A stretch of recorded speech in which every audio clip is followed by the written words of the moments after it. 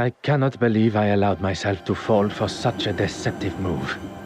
The killer knew I would ask for an alibi, and they knew how to cover their tracks perfectly. Now, though, I have the upper hand. The killer believes that I have extinguished all avenues of my questioning, unaware I know the truth of the fire. I wish Monsieur Hastings were here. I was perhaps too harsh with him. I know of his want for the same as I, the truth. But now I fear that I have lost him to my own tenacious demeanor. Now more than ever do I need my little grey cells working at full capacity. Monsieur Demire and Mademoiselle Babagne. I am glad to say that they both still have alibis, as the show had just reached its second act. I can be sure that neither was involved. Mademoiselle Farquhar. She claims that she was in the darkroom developing pictures, and even with this new discovery, her alibi stands. Monsieur Dryden can confirm.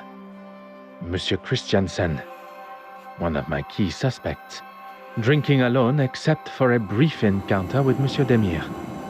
But Madame Allen can substantiate his trip to see her at the theater to apologize during the intermission. Which leads us to the good Madame Allen, on stage performing Innocent. A side note, I must make an effort to see her production. From what I have heard, she sounds quite captivating. The Honorable Bishop Mountjoy. His Compline prayers had not yet begun, but Mademoiselle Warbeck and he were together in what I can only imagine to be an uncomfortable meeting for them both. Her innocence has already been confirmed, although upon learning of how she has been treated, I would not have been surprised. Last but certainly not least, Monsieur Aylesworth, and the article in the newspaper documenting his, as some see, heroic speech amongst the House of Commons is alibi enough for the murder. And where are we left now? Every suspect seemingly as innocent as they were yesterday. But when one looks most innocent, that is when Detective Poirot is most suspicious.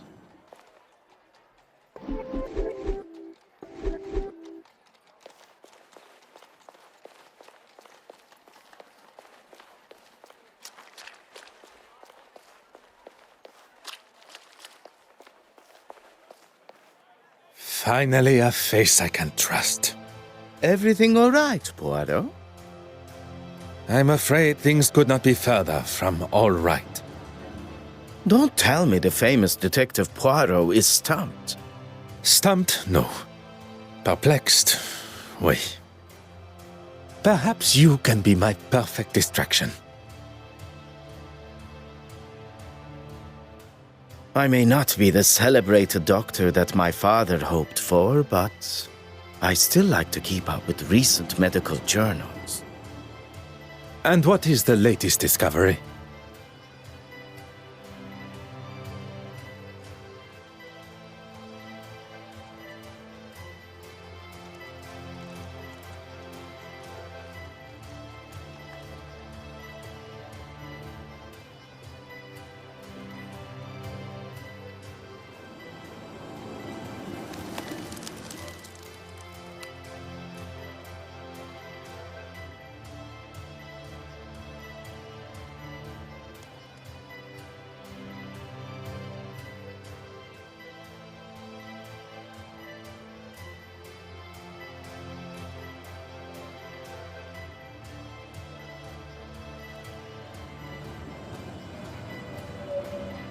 This particular article is about the effect of cocaine on the user's body.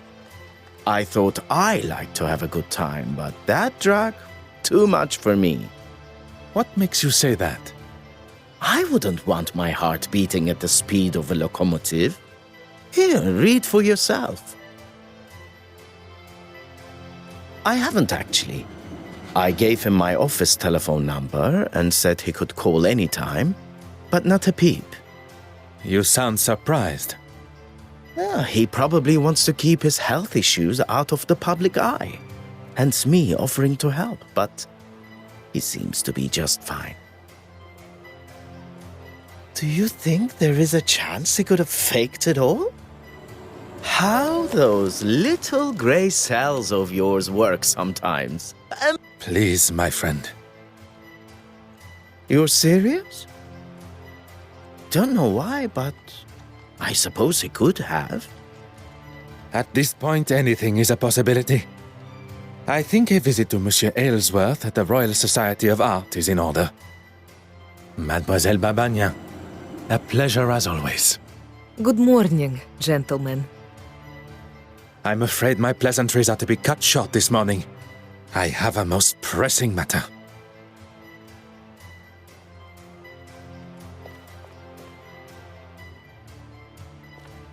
Good morning, mademoiselle. My apologies for my earlier departure. That's quite all right. Mr. Demir informed me of the facts. The case has taken a direction I had not foreseen, and it now leaves me. I will not stand here and listen to you wallow. How can I help? Merci, mademoiselle. That is all for now.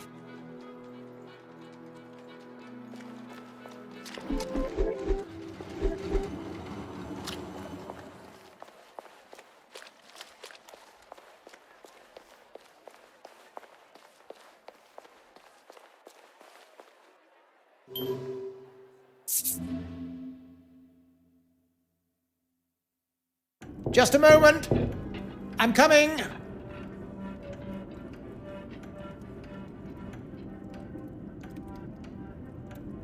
What a great commotion coming from behind the door. What on earth is Monsieur Aylesworth up to?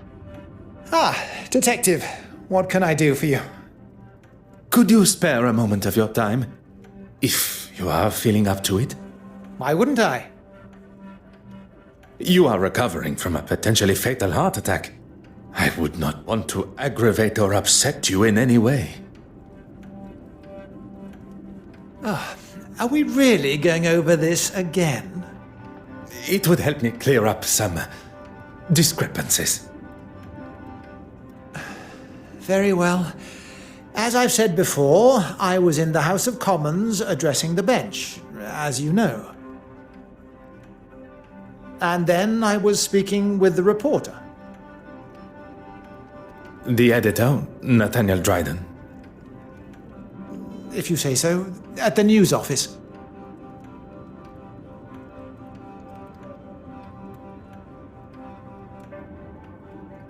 Monsieur Aylesworth is sticking to his story. I did not expect that it would be easy to unsettle a politician of his experience.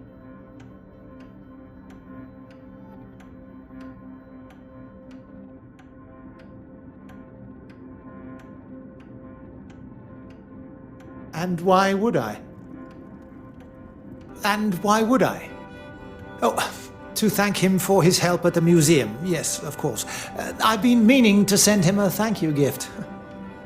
One would think that thanking the man that saved your life would be further up your priorities. I'm a very busy man, as I'm sure you understand. And I don't know whether I'd go as far as saying he saved my life. On the contrary, had Monsieur Demir not been there with his extensive medical training and a man of your age, perhaps you would not be here talking with me today. If Monsieur Aylesworth is not prepared to tell the truth, perhaps I can use his own pompous nature and guilt against him. The nurse said herself that I had the heart of a young athlete. It'll take more than that to slow me down. Well, I would not take that as a sign to start a sporting career. Merci, monsieur. I find myself in a most problematic position. My associate, Monsieur Hastings, is nowhere to be found when I need him the most. There must be someone else that I can call upon. Someone to fill the shoes of Monsieur Hastings. For the time being, at least. The obvious choice would be Monsieur Demir. But I wonder if he is suited to the task that is required.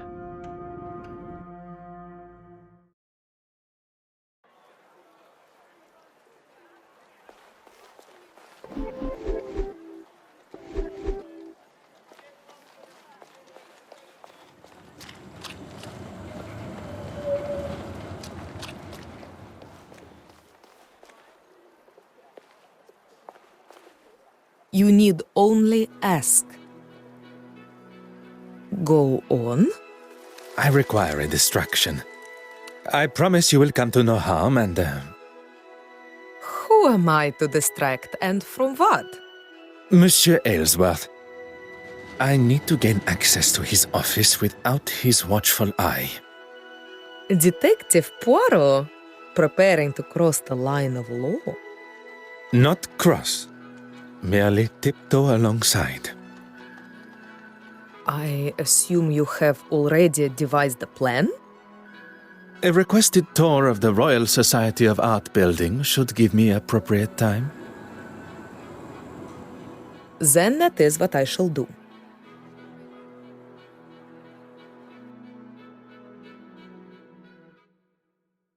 The door has been left ajar, exactly as required. I could hear Monsieur Aylesworth fumbling around behind his door on my last visit, and combined with his hesitation to open his door to me, I can presume he had something he did not want Detective Poirot to see.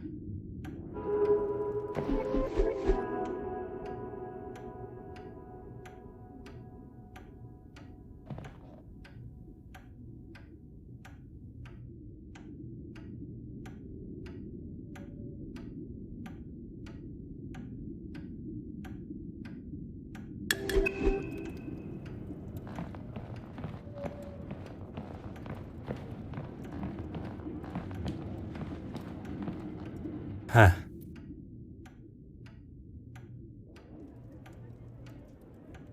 Mm-hmm.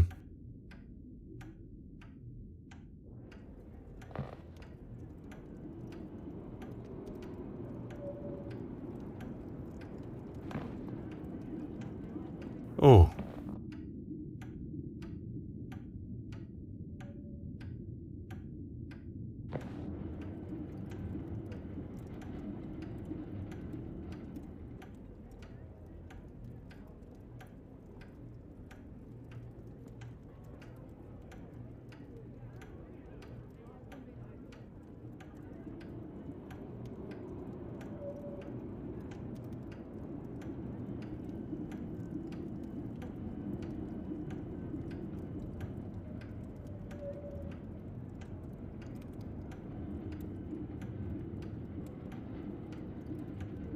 Hmm.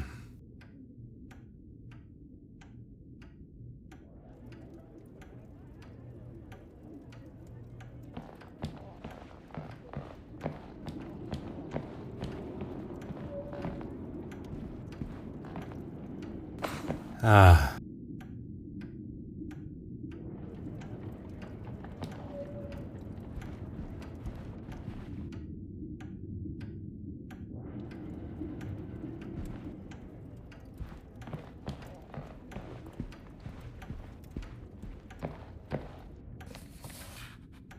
Oh.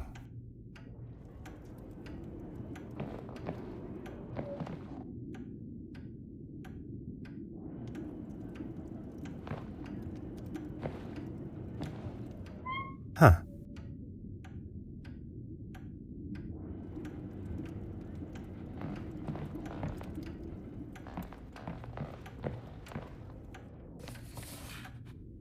Aha.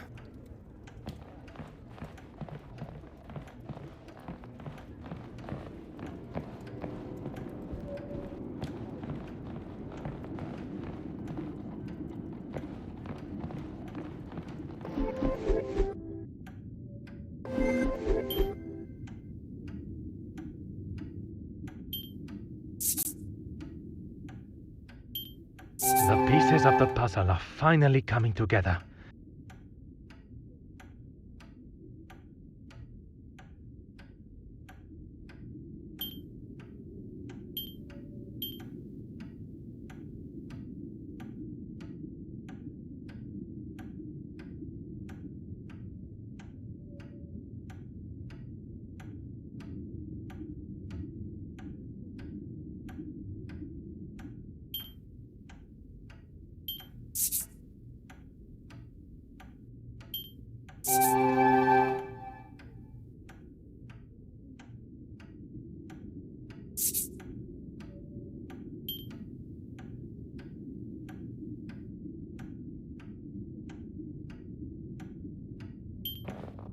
Something just does not.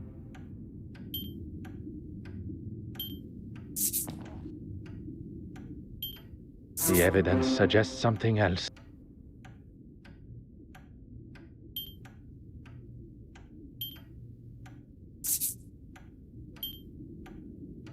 Order and method. That.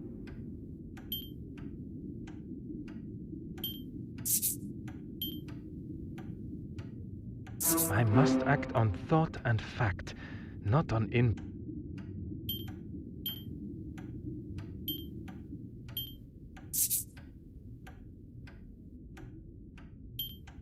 I should consider this first.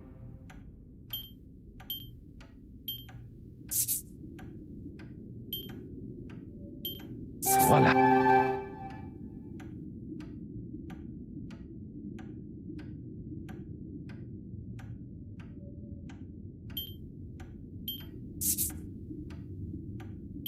The answer was staring me in the face.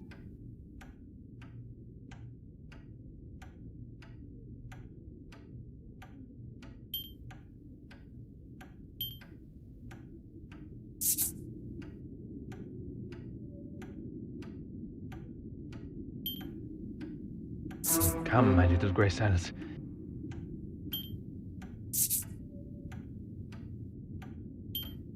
I cannot see the logic in this.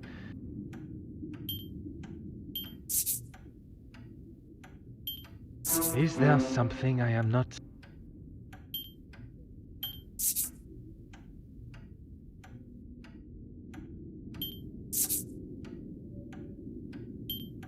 Logical thinking shall always prevail.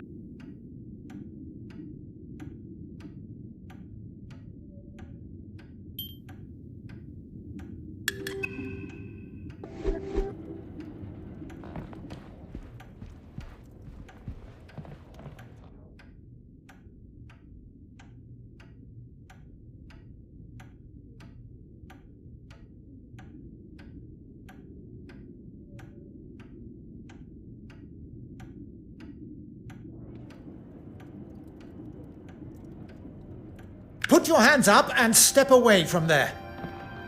Monsieur, there is no need. Enough of your phony pleasantries. Let's see what the real police have to say. The first thing they would notice is the politician aiming his revolver at an officer while they are conducting official police business. I'm sure they would agree I have every right to protect myself from a foreign intruder. If you were to lower the gun, perhaps we could discuss the situation we find ourselves in. You may have authority in your own country, but not here. Now, explain yourself.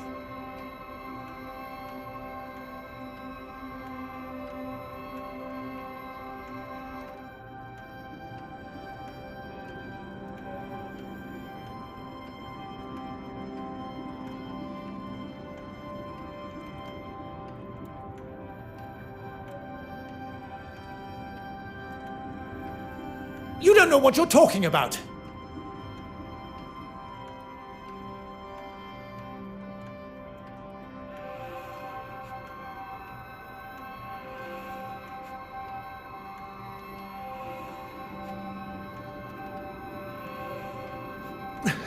Enough! I need a second to think about all this. How has it all come to this? No, it's not my fault. It's... It is not too late.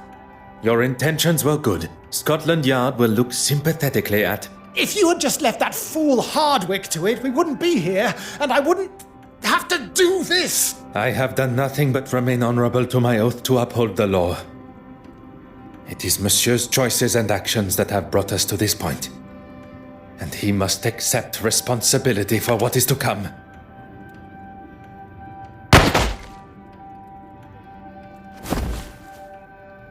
Poirot, are you all right?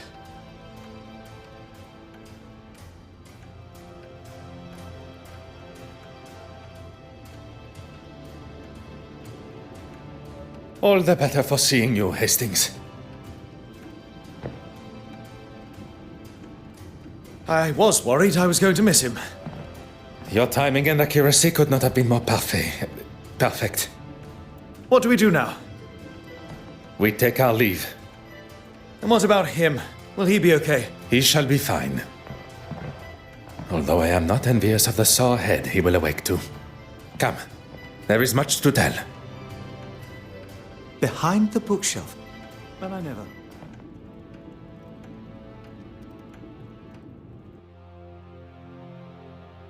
Monsieur Dryden, how are you?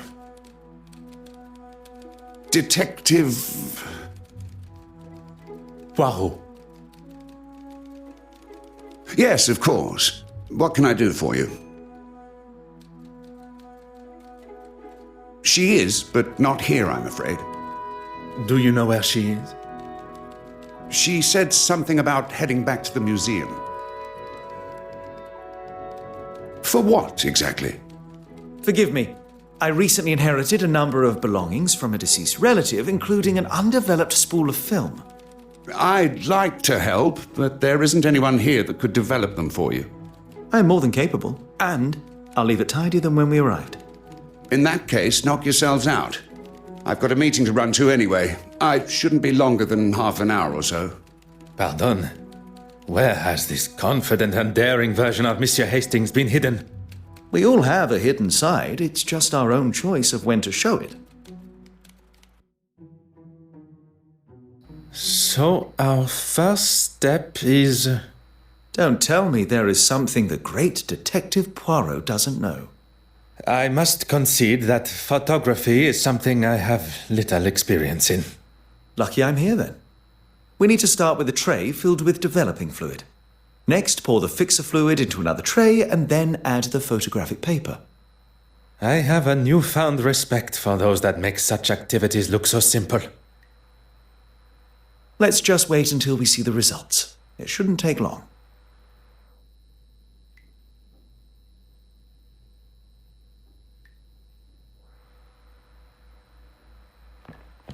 Huh.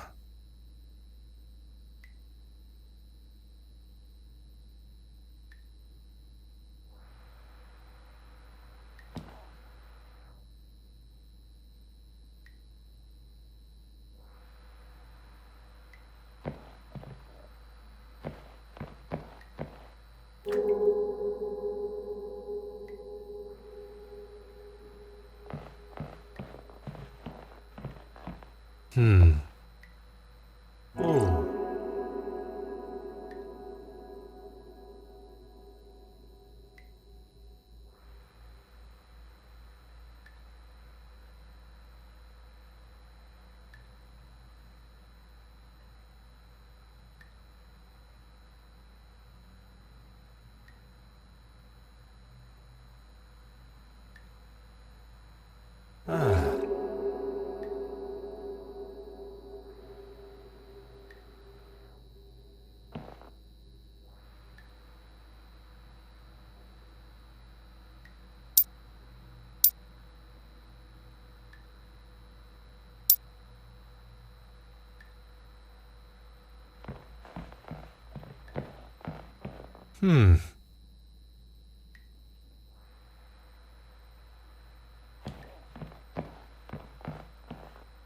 Aha.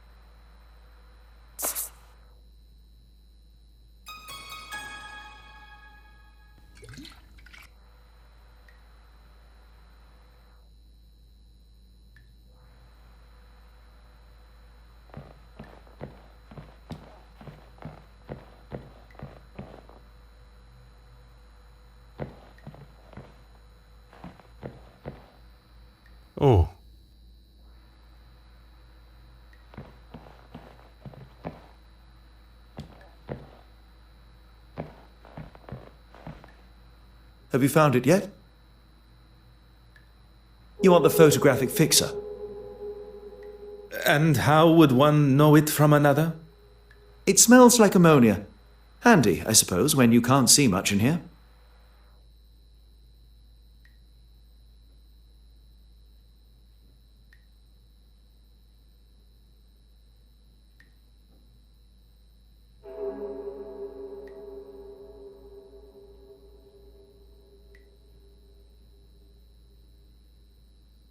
We've already been over this, Poirot. I don't want to argue.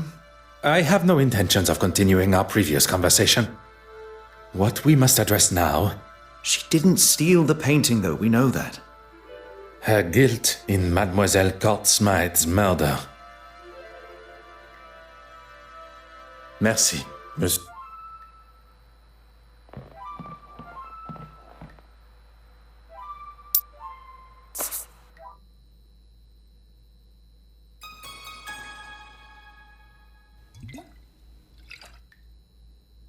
Okay, I think that's everything. Oh, Is there a problem? there shouldn't be, but there must be light coming in from somewhere. Is that not the point of a dark room? That it will allow no light in to damage the photographs? We need to find where the light's coming in from and damaging the prints. You continue your work, and I shall find the curious light source.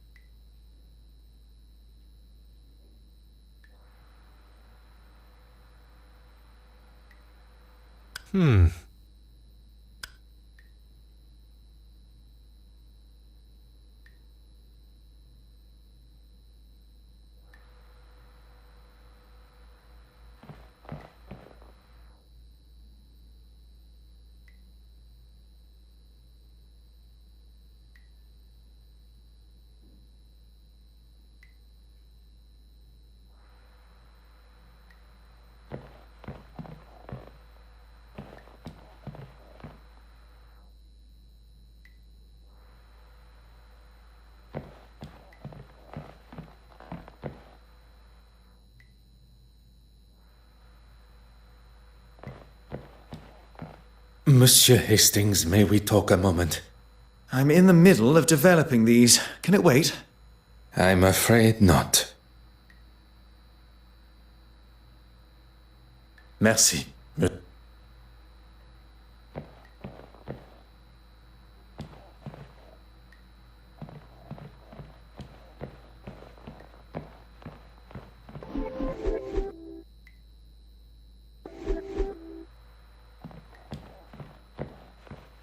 Monsieur Hastings, may... I'm in the middle. I'm a...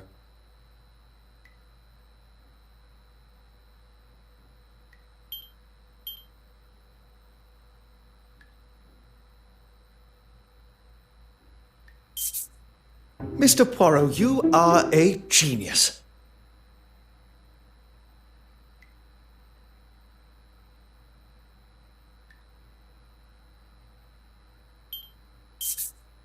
Mr. Poirot, you are a genius.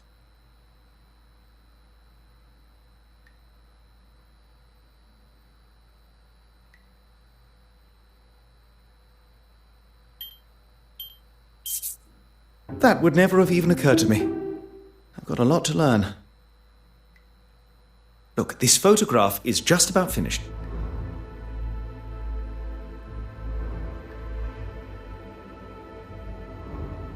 Is that? It appears so. And what has she got in her hand? That can't be the same cigarette case. The cigarette case that was taken from Mademoiselle Farquhar's luggage on our voyage here. It appears Mademoiselle Farquhar had a much closer relationship with Mademoiselle Court Smythe. I would say they cousins. Oui, monsieur. Hastings, I must thank you. For what? Allowing myself to be enticed by Miss Farquhar's feminine nature. For saving me from whatever Monsieur Aylesworth and his revolver had planned. If it wasn't for me licking my wounds, you wouldn't have been there alone in the first place.